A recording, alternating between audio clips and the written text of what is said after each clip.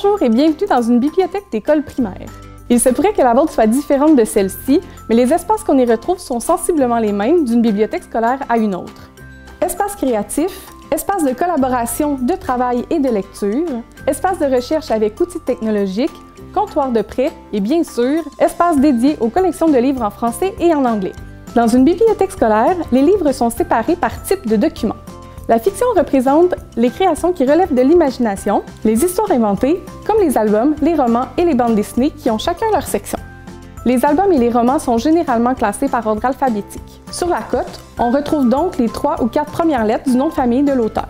Par exemple, dans cette école, le roman Le Souterrain d'Annie Bacon aux éditions Bayard Canada aura la cote R pour roman et BAC pour les 3 premières lettres du nom de famille de l'autrice.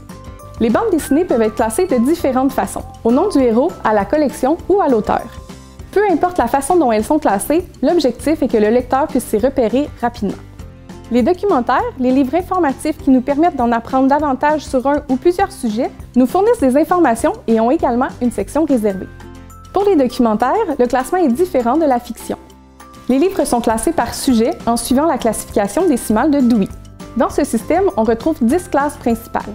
000 Généralité, 100 Philosophie et psychologie, 200 Religion, 300 Sciences sociales, 400 Langue, 500 Sciences exactes, 600 Sciences appliquées et techniques, 700 Arts, sport et loisirs, 800 Littérature et 900 Histoire et géographie.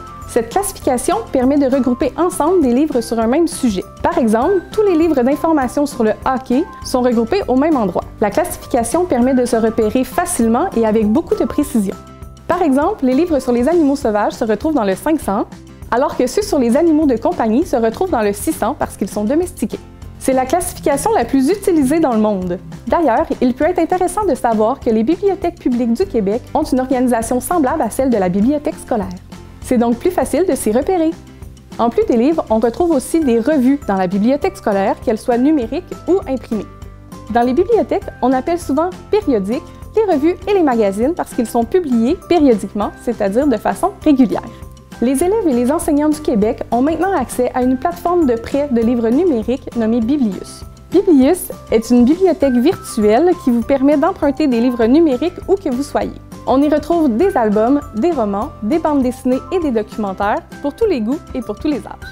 Maintenant que l'organisation d'une bibliothèque scolaire n'a plus de secret pour vous, nous vous invitons à vous rendre dans la vôtre et à y réaliser une activité pour explorer tout en vous amusant.